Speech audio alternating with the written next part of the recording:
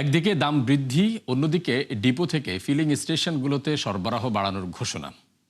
2 দিনে এই 2 বড় সিদ্ধান্তের পরও উন্নতি নেই জ্বালানি তেল পরিস্থিতির। আগের মতোই রয়ে গেছে গ্রাহক ভোগান্তি, দীর্ঘ থেকে দীর্ঘতর হচ্ছে অপেক্ষমানদের লাইন। আর সার্বিক অব্যবস্থাপনার কারণে তীব্র যানজটের সৃষ্টি হচ্ছে বিভিন্ন এলাকায়। আরও জানাচ্ছেন রাকিব হোসেন।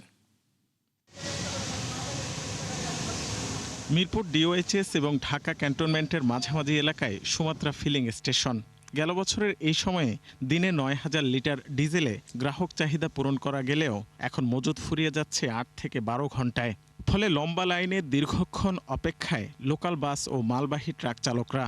টাকা বেশি দিয়া তেল নেবো, কিন্তু আমি তেল পাইতেছি না, আমি গাড়িও চালাইতে পারতেছি না। কালকে রাত তো 12:30 আইছি, মাত্র 20 টাকা রুটি খাইছি আর খালি পানি খাইতে। সারা রাত মশার কামড়, আবার পোলাপানের চুরি চিন্তাই ভয়।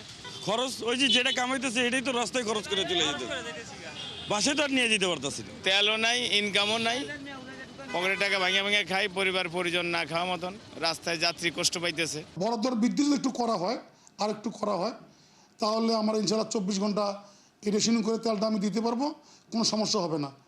দাম বৃদ্ধির একদিন পরই ডিপো থেকে ফিলিং স্টেশনে জ্বালানি তেল ভেদে সর্বোচ্চ 20% পর্যন্ত সরবরাহ বৃদ্ধির ঘোষণা দেয় বিপিসি। কিন্তু সেই নির্দেশনার বাস্তবায়ন নেই সবখানে। ফলে ভোগান্তি কমেনি মোটরসাইকেল ও প্রাইভেট কার চালকদেরও। আমার ওয়াইফ 2 রাকাত নফল নামাজ পড়ে দোয়া করছে যেন আমি আজকে তেলটা নিয়ে বাসায় ফিরতে পারি। আমাদের কাজকাম সব বন্ধ করে এনে আমরা তেল নিতে আসি। আমার কথা হচ্ছে আরো 20 টাকা বাড়াক, তার উপরও আমরা সিরিয়ালে তেল নিতে চাই না। আরো 50 টাকা বাড়াক, তাও সিরিয়ালে আমরা তেল নিতে চাই না। পাম্পে তো তেল নাই, তাহলে সরবরাহ বাড়াইলো কিভাবে? খালি তো দাম বাড়ানোর ব্যাপারে বাড়াইছে।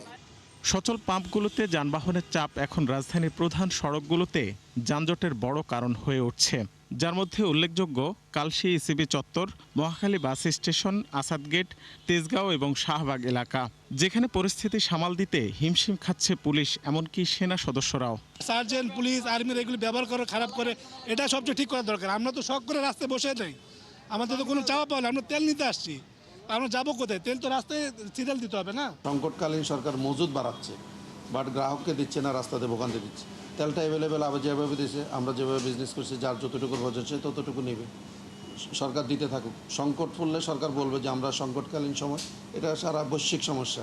এখানে তো সবাই দাঁড়ায় আছে রোদের মধ্যে, আমি বেকার বসে আছি কারণ সবাই পানি খাওয়াচ্ছি। বর্তমানে সারা দেশে দৈনিক 13,048 টন ডিজেল, অকটেন 1422 টন এবং পেট্রোল 1511 টন বিক্রির নির্দেশনা রয়েছে বিপিসির। রাকিব হোসেন, 71, ঢাকা।